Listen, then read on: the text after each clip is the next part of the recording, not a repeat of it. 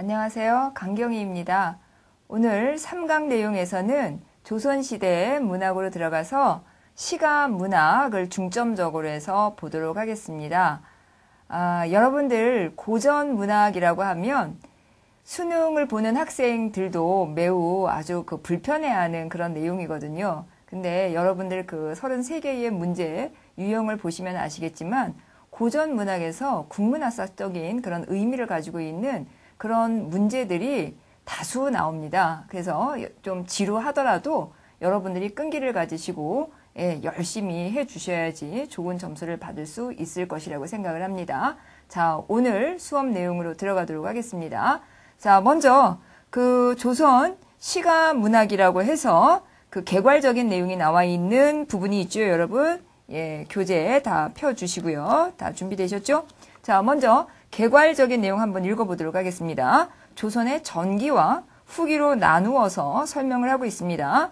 조선 전기 내용에서는 조선 전기에는 악장문학, 시조, 가사, 산문문학 등이 유행을 했다. 이렇게 되어 있죠, 여러분. 악장, 시조, 가사.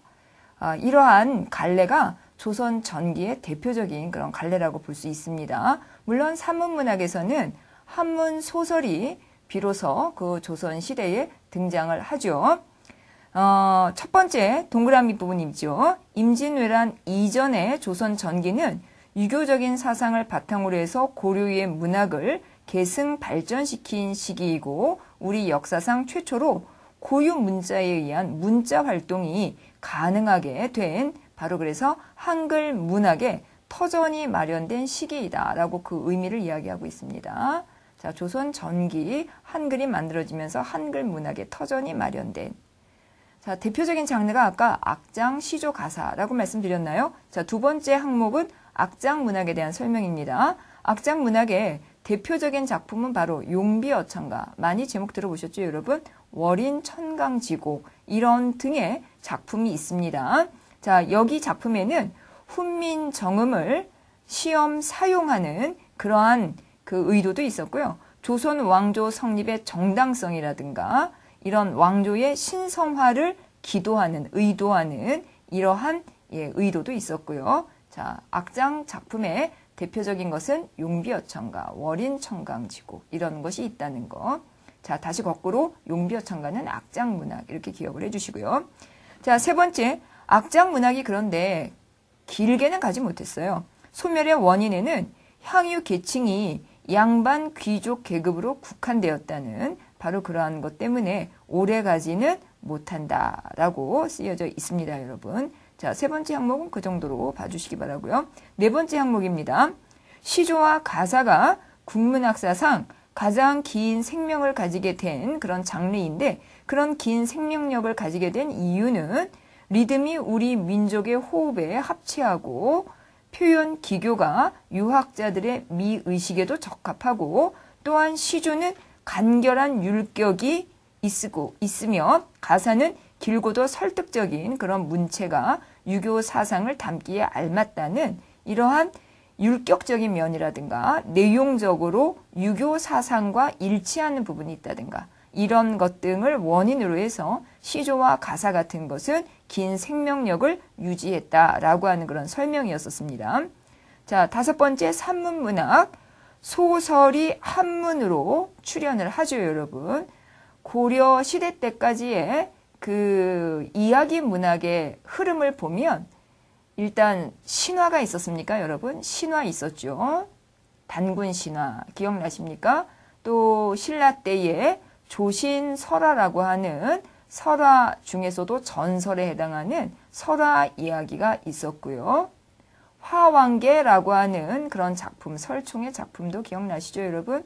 자, 고려 시대로 가면서 가전체 작품으로서 국순전 이런 것이 있었습니다. 이러한 작품들을 바탕으로 해서 그런 것 등이 어떤 근거를 마련해서 조선시대에 가면 비로소 소설이라고 하는 이름으로 부를 수 있는 그런 작품들이 등장을 하고요. 물론 조선 전기에는 한문소설서부터 등장을 합니다. 그래서 조선 전기의 개괄적인 내용을 보면 악장이라는 귀족 문학의 대표적인 갈래가 있었고 시조 가사라고 하는 정말 중요한 그런 긴 명맥을 지녔던 그런 두 개의 장르가 있었고요. 또 산문문학의 소설이라고 하는 장르가 있었다라고 하는 그런 내용이 설명되어 있었습니다. 자, 그러면서 조선 후기로 넘어가고 있죠, 여러분. 자, 그 중간에 꼭 여러분들 기록을 해 주시기 바랍니다. 조선 전기와 조선 후기로 나누는 그 기점이 있겠죠. 그 기점은 바로 조선 시대의 우리 민족의 그 순환기라고 할 수 있는 임진왜란과 병자호란, 이 두 개의 양난을 겪으면서 서민들의 의식이 성장을 합니다. 양반들만 믿고 따랐더니 우리에게 이런 힘든 과정만 결과로 돌아오고, 그래서 양반을 믿을 수 없다. 스스로 삶을 주체적으로 이끌어 나가야 되겠다라고 하는 그런 서민들의 의식이 성장을 하고요. 또 학자들 간에서도 그런 유교적인 관념적인 이념에만 매달릴 것이 아니라 실질적인 생활에 도움이 되는 그런 어떤 실학적인 면을 중시 여기자라고 하는 그런 실학 사상이 대두되기도 하고, 이러면서 조선 후기에는 문학에서도 그러한 것이 반영이 되면서 다른 양상들이 나타나기 시작을 합니다. 자, 다시 한번 정리를 해볼까요? 조선 전기와 조선 후기의 그 기점은 임진왜란과 병자호란이고, 그것을 거치면서 서민의 의식이나 실학 사상이 대두하게 되었고, 그러한 것을 영향받아서 문학에서도 그러한 내용들이 반영된 문학 작품들이 만들어졌다. 이렇게 이해를 해주시면 되겠죠. 자, 그래서 조선 후기의 개관을 한번 보시면은요, 조선 후기의 실학 사상이 문학에도 영향을 미쳤다라고 하는 이런 부분이 보이죠. 전 시대에서는 없었던 판소리, 가면극 이런 것들이 보이고요. 조선 전기의 시조에 실학 사상이, 실학 정신이 반영된 사설 시조 등이 나타났다는 이런 이야기를 하고 있습니다. 자, 동그라미 1번에 실학 사상의 영향으로 시가 부분에서는 사설 시조 형태가 나타나고요. 가사 부분에서도 평민가사 이러한 것 등이 나타났다라고 되어 있죠. 산문 분야에서는 한글 소설, 한문이 아닌 한글 소설이 새로이 등장했다라고 하는 그런 이야기가 나옵니다. 판소리, 사설, 가면극, 대본 이런 것 등이 서민 위주로 창작되었다는 이런 이야기가 나오고 있습니다. 다시 한번 두 번째 항목에서 사설 시조에 대한 설명을 다시 한번 강조하고 있죠. 그러니까 이러한 부분은 주관식에서도 여러분 출제가 된다는 그런 생각을 해주시면 되겠네요. 서민의식과 산문정신 요거 같이 기억을 해주시기 바랍니다. 자, 네 번째 가사가 조선 전기에는 양반가사라고 한다면 조선 후기로 가면서는 서민가사나 내방가사, 내방가사라고 하는 건 부인들이, 아녀자들이 쓴 그런 가사를 이야기합니다. 그래서 이런 것 등도 나타났다라고 하는 그런 이야기였었고요. 그 다음 네 번째 항목에서 조선 전기에 비해서 상당히 후기에서는 산문 정신이 반영된, 그래서 소설 문학이 아주 황금기를 맞이하는 그런 시기가 옵니다, 여러분. 그래서 숙종 때를 거쳐서 영정조 시대에 이르러서 고대 소설 사상 가장 번성하는 그런 시기를 맞이한다. 이렇게 되어 있죠, 여러분. 조선 후기가 소설 문학의 전성기. 그러면 조선 전기는 시가 문학의 전성기. 이렇게 시기적으로 크게 그 특징을 나누어서도 볼 수 있겠습니다. 자, 조선시대의 시대 개관 다 됐죠, 여러분? 자, 넘깁니다, 여러분. 자, 시조에 대한 내용이 나와 있죠? 먼저 시조에 대해서 알아보도록 하겠습니다. 시조에 대한 일반적인 이해에, 자, 먼저 발생 부분을 보면 고려시대 때에도 잠깐 언급을 드렸었습니다, 여러분. 이 시조라고 하는 그 갈래는 조선시대에 와서 발생한 것이 아니라 고려 말쯤에 이러한 시조 장르가 만들어지고요. 이러한 것이 조선 전기에 오면서 아주 성장하는 그런 모습을 보입니다. 자, 그래서 발생은 고려 말이업 됐습니까, 여러분? 특징으로 들어갑니다. 특징 3장 6구 45자 내외에 우리 고유의 정영시 이렇게 되어 있죠. 이 부분 밑줄 그어주시기 바랍니다. 3장 6구 45자 형식적 특징이고요. 그 다음 꼭 밑줄 긋고 기억하세요. 우리 고유의 정영시 이거 이야기하면 시조를 이야기하는구나. 이렇게 여러분들 확인해 주시기 바랍니다. 자, 3장 6구 하면 또 기억나는 거 있었습니까, 여러분? 고대 작품들을 하면서 정읍사 어떻게 시작을 했었죠? 자, 여러분들 시험 문제에 심층적인 문학적인 해석에 대한 문제는 안 나오더라도 여러분들한테 작품의 본문만 보여주면서 이 작품에 대한 설명으로 맞는 것을 찾아라 이렇게 이야기를 합니다. 그러면 여러분들은 다라, 노피곰, 도다샤 이런 식으로 시작하는 작품은 정읍사구나. 이런 것들을 여러분들 작품마다 첫 구절 등을 연결시켜서 제목과 함께 기억을 해 두실 필요가 있으시겠죠. 자, 그래서 정읍사를 설명할 때 후렴구 부분들을 다 제외하고 나면 3장 6구의 형식으로 시조의 원형이 되는 문학사적 의의가 있다라는 그런 부분 기억나시죠? 그래서 시조에서 다시 한번 강조해서 말씀드렸습니다. 자, 그런데 이 시조의 형식이 이런 정형이라고 하는 건 형식이 정해져 있다 이런 뜻이에요. 그래서 이런 정해져 있는 형식으로 되어 있는 것을 평시조라고 그 명칭을 또 부릅니다. 근데 평시조 말고 엇시조라든가 사설시조 같은 게 있어요.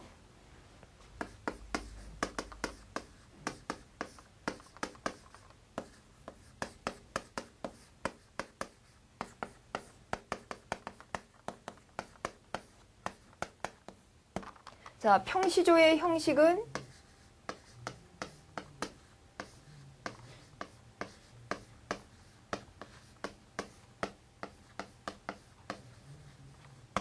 이렇게 되어 있죠. 그래서 3장 6구로 그 형식이 정해져 있는 평시조의 형식 중에서 6구 중에서 한 구가 좀 길어집니다. 한 구가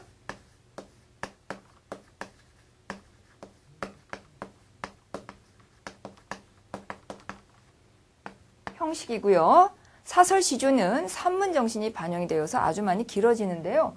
2구 이상이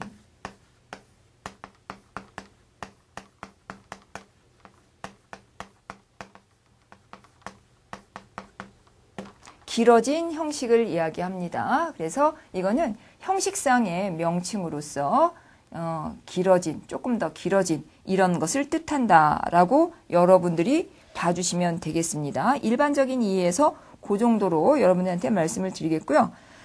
평시조 그 감상의 대표적인 작품들이 나와 있죠, 여러분. 그래서 이제 이 대표적인 작품들에서 여러분들이 또 시험과 관련지어 어떤 부분들을 봐야 되는지 이런 걸 확인해 보도록 하겠습니다.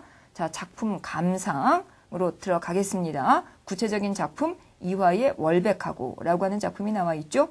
이화의 월백하고 은하니 삼경인제 일지춘심을 자규야 알야만한 다정도 병인양하여 잠 못 들어 하노라. 자, 이런 작품이 나오면 여러분들은 이 작품이 어느 시대 때 어떤 관례와 연관된 이런 작품이다. 이런 걸 기억을 하셔야지 된다 말씀드렸습니다. 이 작품은 조선 전기 평시조 작품입니다. 자, 이런 이야기예요, 여러분. 이화라고 하는 건 백꽃이고요. 백꽃이 피어있는 그러한 그 달밤을 배경으로 은하수가 펼쳐져 있는 깊은 한밤중이라는 그런 이야기가 첫 번째 구절의 내용이고요. 자, 그러한 밤에 자규는 다른 말로 소쩍새, 접동새 이렇게도 불러주는 그러한 새의 이름인데 그 새는 전통적으로 슬픔, 한 이런 것을 상징하는 그런 새의 이름입니다. 자규가 알야만한이라고 이야기하면서 자규도 소쪽 서쪽 이렇게 울고 있는 바로 그러한 밤의 마음, 춘심이라고 하는 건 바로 봄의 마음이라는 그런 뜻이죠. 그래서 달밤에 하얗게 백꽃이 피어 있고 은하수가 깔려 있고 자규는 울어대고 이때 잠 못 들어 하는 그 봄의 마음, 이것을 나타내고 있는 그런 시예요. 그래서 자, 여러분들이 기억해야 될 부분은 바로 이거죠. 자, 구조 분석 부분에 들어가면 초장에는 시각적인 그런 모습이 나와 있다. 시각이라는 건 눈으로 본다는 그런 얘기 아니겠습니까? 그래서 색채 이미지, 흰색이 주된 그런 이미지로 해서 시각적인 모습 나와 있었고요. 두 번째 구절에 들어가서는 자규의 울음소리, 청각적인 거 이런 거 나오죠. 그래서 시각과 청각을 사용해서 봄밤의 애상적인 분위기를 만들어 놓고 있었고, 그리고 이제 마지막 구절에 가서 잠 못 들어 하는 화자의 안타까운 마음, 이런 것을 제시했다. 이런 거 확인해 주시고요. 해설 감상 부분이 바로 제가 이제 여러분한테 말씀드렸던 그런 내용을 다시 한번 반복해서 설명하고 있으니까 보시기 바랍니다. 핵심 정리 부분으로 들어갈까요, 여러분? 자, 작가 기억합시다. 이조년. 이름이 좀 그러네요, 여러분. 이조년. 자, 종류 평시조였었고요. 단시조라고 하는 말은 연시조와 대립되는 그런 말로서 한 개의 연으로, 그러니까 여러 개의 연이 연결되어 있는 게 아니라 하나로만 되어 있는 시조라는 그런 뜻입니다. 주제, 봄밤의 애상, 이런 것을 드러내고 있었다는 거. 그래서 다정가라고 하는 그 옆에 성격의 명칭이 보이죠, 여러분? 그래서 이 노래는 쉽게 흔히 다정가라고 하는 그런 말로도 표현을 합니다. 자, 여러분들은 이조년, 다정가, 이화의 월백하고 시각, 청각, 그런 봄밤의 분위기 속에 잠 못 들어하는 애상적 정서를 이야기했다는 작품 확인하셨습니다. 자, 그 다음 작품으로 넘어가 볼까요? 자, 그 다음 작품은 500년 도읍지를 이렇게 시작하죠. 500년 도읍지. 이건 그 고려 왕조의 도읍지를 이야기합니다. 한필의 말로 돌아드니 산천은 자연은 의구하되 변함이 없지만 그때의 인걸들은 간대가 없구나. 자, 그 옆에다가 적을까요, 여러분?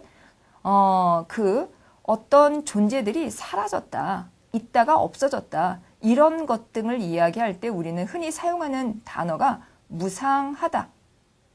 이렇게 표현을 합니다. 무상의 무자는 없을 무자이고요. 상자는 항상의 상자죠. 그래서 있다가 사라지는 바로 이런 것을 무상감이라고 이야기하니까 이 부분에서 무상감도 한번 참고해 주시고요.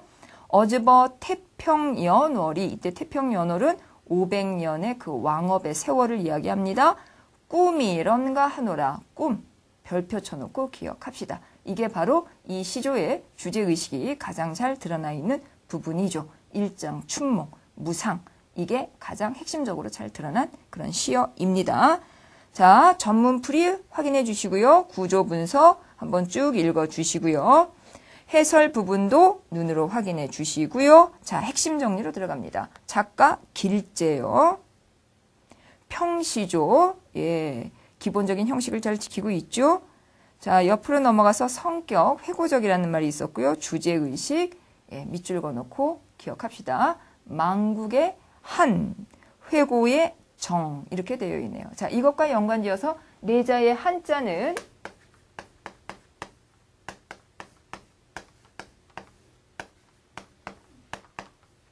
맥수지탄이라는 게 있습니다. 맥자는 보리맥자, 숫자는 빼어날 숫자, 수음이 양가할 때 쓰는 숫자예요. 그래서 나라는 망했는데 그 망한 나라의 보리는 변함없이 빼어나게 잘 자라있더라 라고 하는 데서 오는 망국의 탄식을 이야기하는 내자의 한자였었죠, 여러분. 자, 지난번에도 내자의 한자, 예, 일장춘몽이라든가 염량세태라든가 이런 거 이야기한 부분이 있었습니다. 함께 다시 한번 기억을 해주시고요.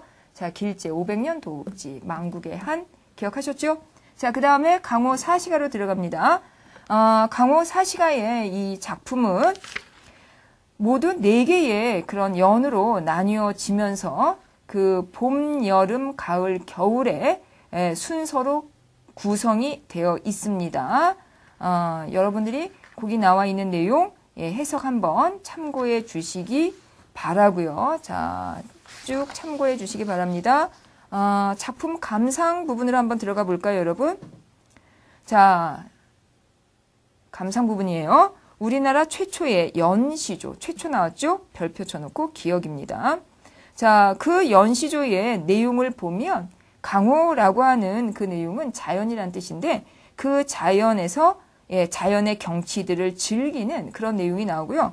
끝부분에 이런 삶을 누릴 수 있는 게 임금의 은혜다라고 하는 그런 내용이 나와요. 그래서 이것은 강호에서 자연을 즐기는 내용뿐만이 아니라 임금의 은혜를 잊지 않고 있다는 내용까지도 포함하고 있다는 그 내용상의 포함 내용을 기억해 주시기 바랍니다. 자연과 임금 이렇게 핵심적인 단어로 기억을 해주시면 되겠죠, 여러분.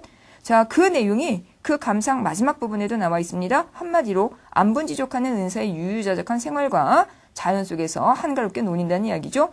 은둔하고 있긴 하지만 임금을 향한 충의의 정신을 잊지 않고 있다는 유학자의 모습도 함께 볼 수 있는 화자의 모습 확인할 수 있겠고요. 자, 의 부분의 최초의 연시주 다시 한번 확인하고 있습니다. 작가는 맹사성.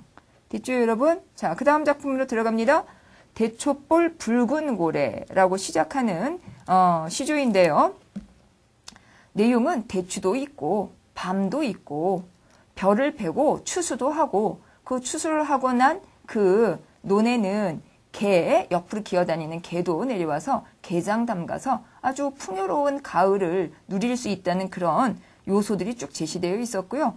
거기에 그 가을의 풍요로움을 더해주는 술이 있고 술을 걸러 먹을 수 있는 채장수가 돌아간다는 그런 내용이 나와 있거든요. 그래서 이거는 가을 농촌의 풍요로운 정취 이런 분위기를 잘 제시해주고 있었던 그런 시조입니다.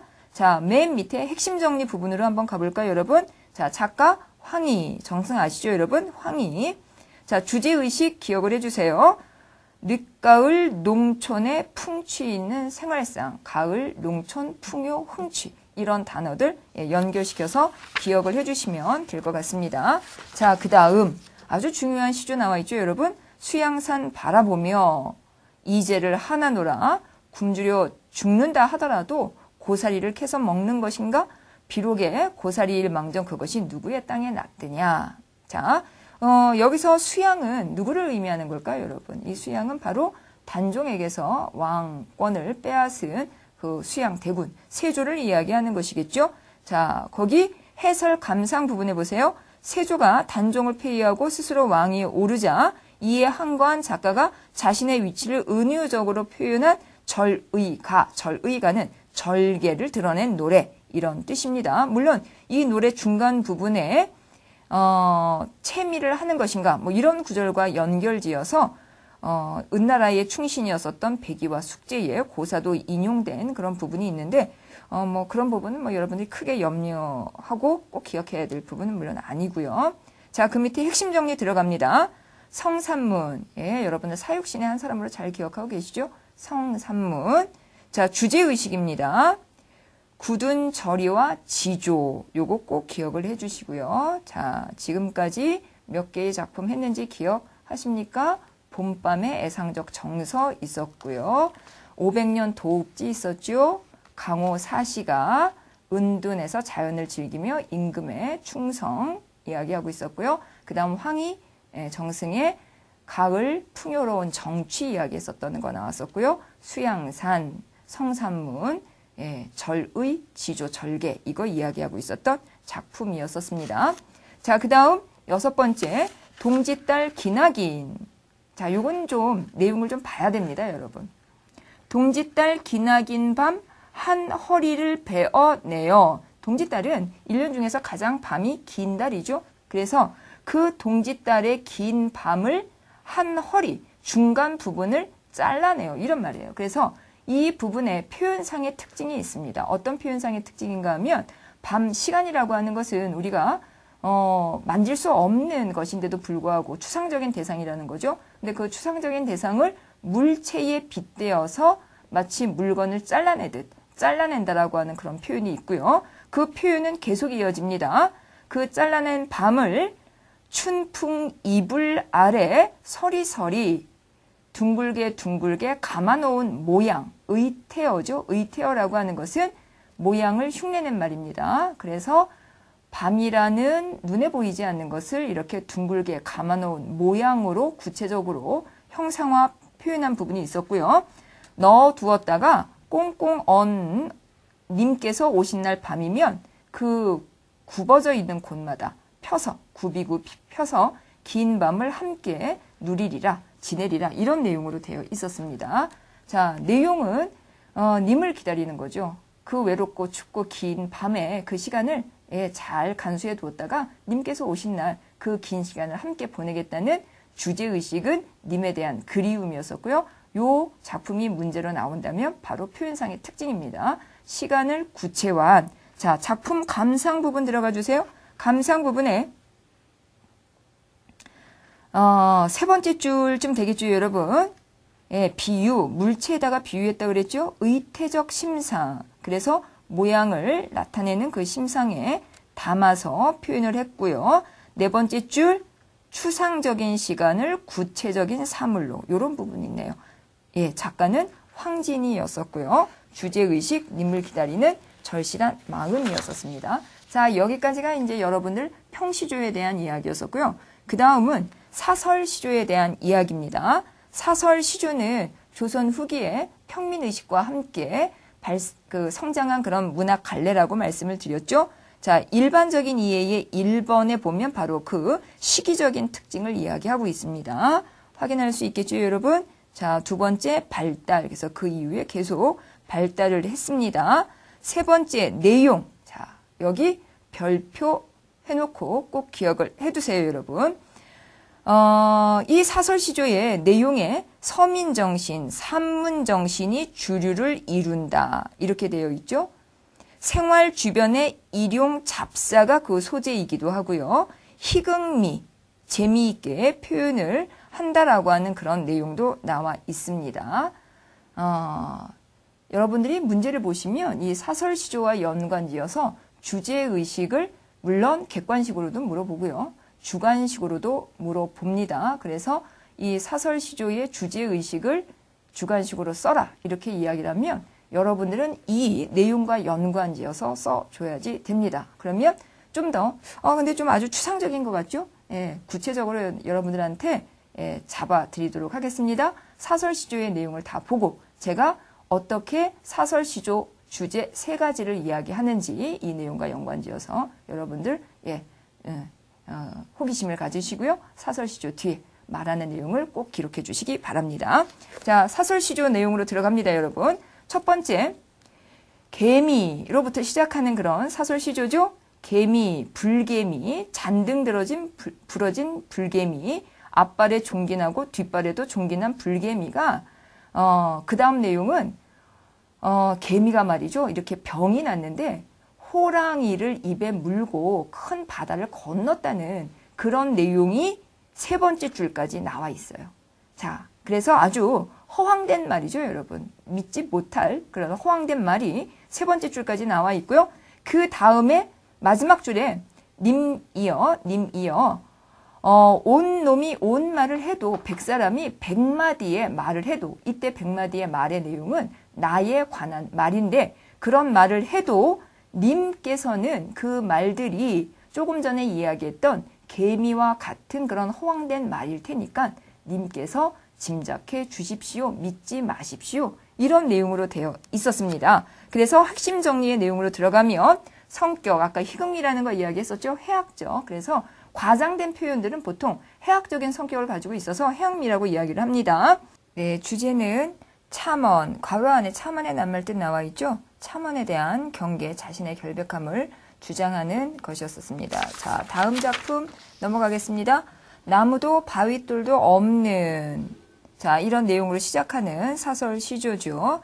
자, 그 시조의 내용은 까투리의 마음. 자, 까투리는 어떤 상황이었었는가 하면 숨을 곳이 하나도 없는 그런 상황에 매에게 아주 그 사나운 매 있죠? 그 매에게 쫓기는 그런 상황. 이 첫 번째 줄의 내용이었었고요. 두 번째에서부터 쭉 마지막 구절이 나오기까지의 내용은 도사공. 그러니까 그 사공 중에 가장 우두머리 사공의 마음이 나타나 있는데 이 도사공의 마음은 뭐였었는가 하면 바다 한가운데에서 굉장히 어려운 그런 상황을 겪게 됩니다. 노도 잃고요. 닷도 잃어버리고요. 용총도 끊어지고 거기다가 해저까지 나타나고 이런 설상가상. 또 하나 한자성어 나왔죠, 여러분? 설상가상.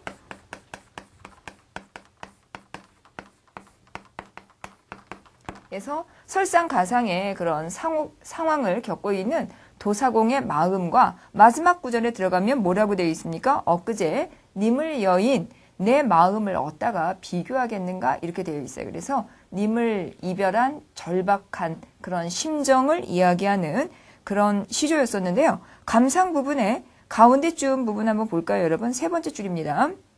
절박한 극한 상황에 처한 까투리와 도사공의 마음이라 한들 이 님과 이별한 아득한 심정 어디다가 비길 수 있겠는가?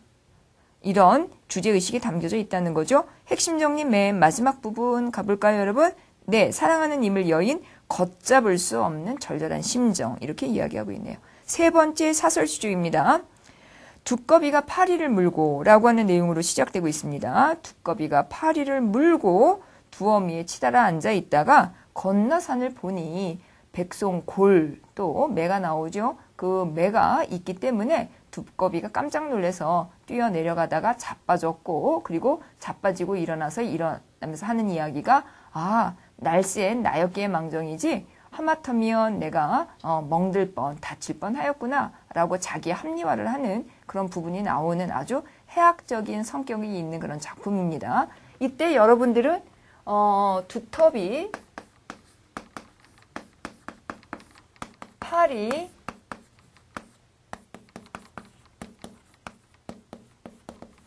백송골 이 관계를 이해를 해두셔야지 되겠죠. 바로 이 두터비가 풍자의 대상으로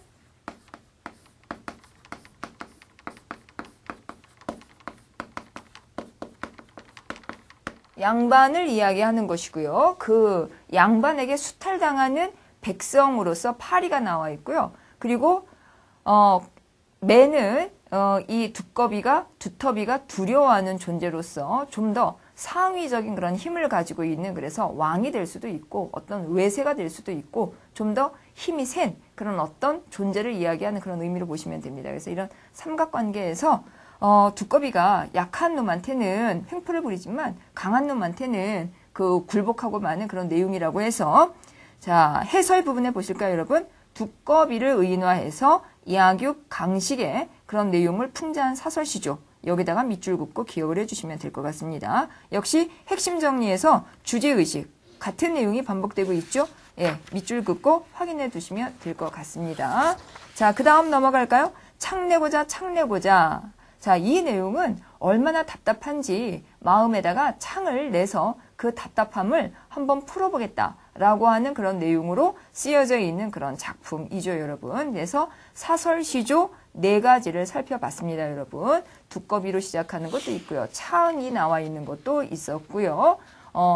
개미 나와 있었던 것도 있었죠. 또 어떤 게 나와 있었습니까?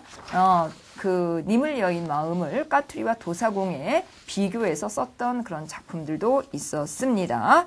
자, 사설시조가 끝나고 나서 여러분들한테 뭐 말씀드린다라고 이야기했었는가 하면 사설시조의 주제의식 3가지 요거 말씀드린다 그랬어요. 자, 첫 번째는 두꺼비에서 볼 수 있듯이 양반을 풍자하는 그런 내용이 하나 나오고요.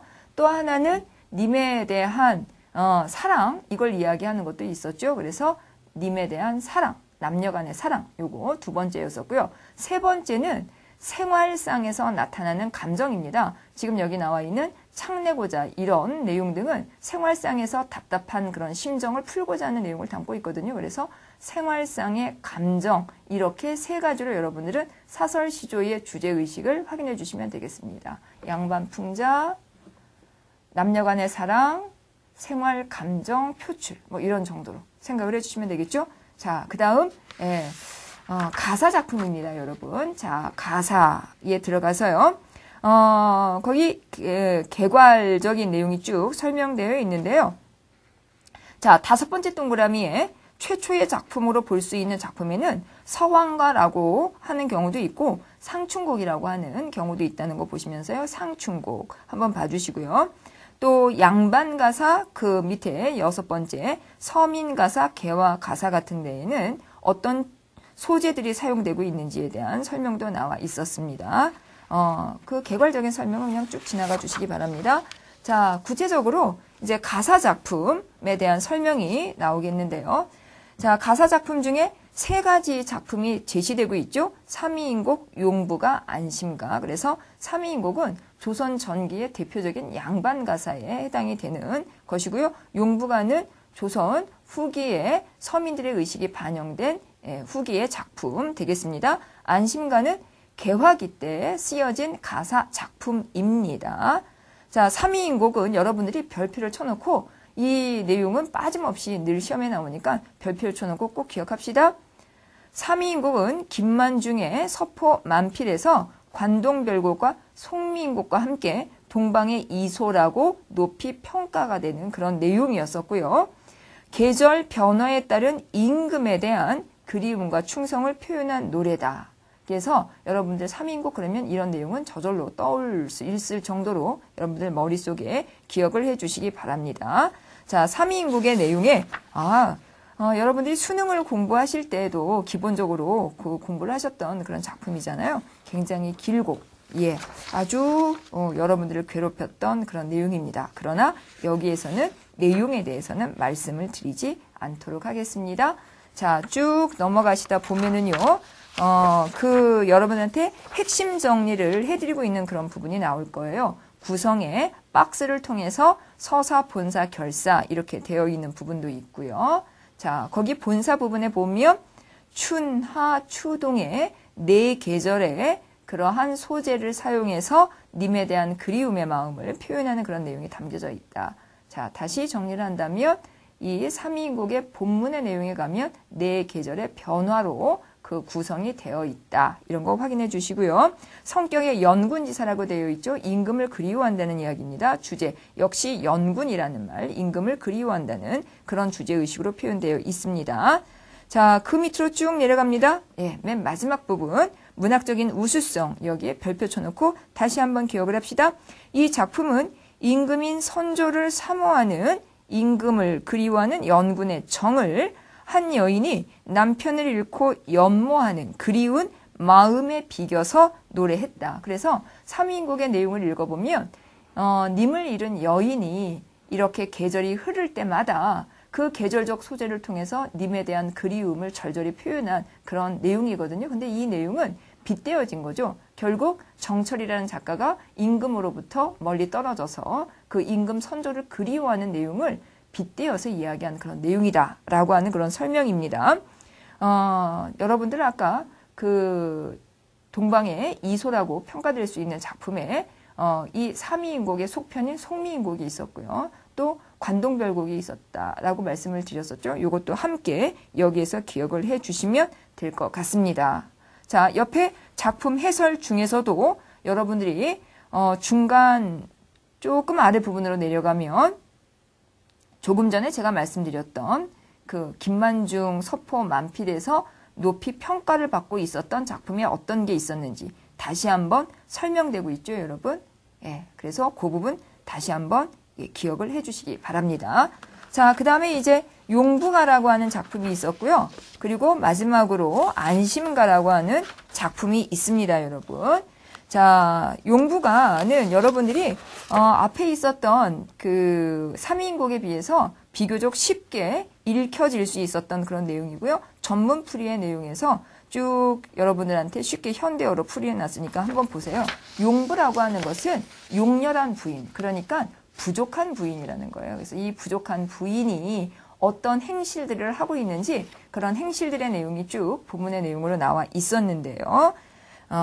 자, 쭉 넘어가 볼까요, 여러분? 시상 전개도 나와 있고요. 해설과 감상 부분도 있습니다. 해설과 감상 부분 한번 밑줄 그으면서 정리해 볼까요?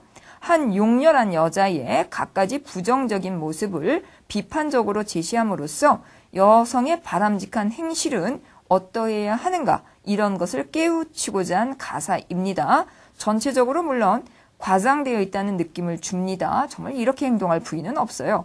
그렇지만 생생한 그런 생동감, 현실감을 만들어내는 사실적인 묘사가 두드러집니다. 자, 사실적 묘사에다가 꼭 밑줄 긋고, 바로 이러한 사실적인 묘사는 산문 정신이 가사를 산문화하면서 나온 것이다 라고 하는 내용이 이끌어져 있죠, 여러분. 그래서 그 내용까지도 함께 밑줄 긋고 기억을 해 주시기 바랍니다. 사실적이다, 산문적이다, 조선 후기.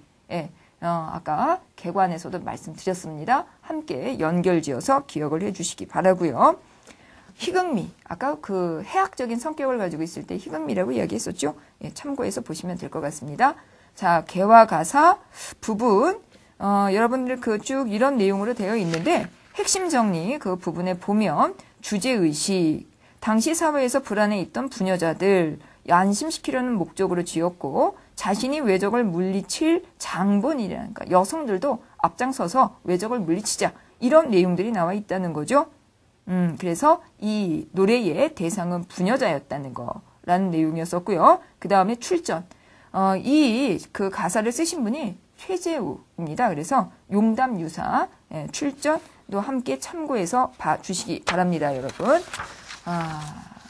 그 다음에 이제 민요가 나와 있고요. 자, 민요에서는 여러분들 간략간략하게 시험에 나오는 요소들만 표시해 드릴 테니까 그것만 확인해 주세요. 자, 민요의 일반적인 이해의 성격 나오죠. 모두 5가지가 나옵니다. 구비, 입에서 입으로 전해진다는 민중, 민요 그러면 민중성 빠질 수 없는 거죠. 향토, 그 다음에 비전문, 평민들에 의해서 불러지는 것이니까 이거는 꼭 어떤 전문적인 그런 기량을 가지고 있는 사람만이 작품을 만들 수 있는 건 아니니까 비전문성. 또 생활 현장에서 그냥 저절로 나오는 노래가 민요라고도 볼 수 있다면 이런 생활 현장성이 있다라고 하는 5가지의 성격 확인해 주셨죠, 여러분? 예, 또 밑으로 내려갑니다. 내려가서 여러 가지 갈래가 있는데 특히 창자, 노래 부르는 사람에 따라서 남자가 부르는 노래는 남요요, 여자가 부르는 부녀자가 부르는 노래는 부요요, 아이들이 부르는 노래는 동요다. 그래서 남요, 부요, 동요는 창자에 따라서 그 갈래가 나뉘어진 민요의 명칭이라는 것도 확인했습니다, 여러분. 아리랑 타령이라는 노래가 나와 있죠. 그래서 이 아리랑 타령이라고 하는 건 물론 민요이고요. 여러분들 쭉 넘어가서 핵심 정리의 내용을 보면 주제의식 한번 봐주세요. 주제의식에 보면 우리 민족이 일제의 그 외세의 침략으로 인해서 그 민족의 순환을 겪고 있는 바로 그런 민족적 현실, 이런 것에 대한 비판이 나와 있습니다. 그래서 민씨의 세도 정치나 일본의 수탈을 고발하는 그런 내용이 담겨져 있는 게 아리랑 타령이라는 민요였다는 거 확인해 주시면 되겠습니다. 자, 그리고 쭉 넘어갑니다, 여러분. 무가가 나와 있죠. 이 무가에서도 여러분들 시험에 나올 만한 내용만 짚어드리도록 하겠습니다. 역시 성격 부분 봐주세요.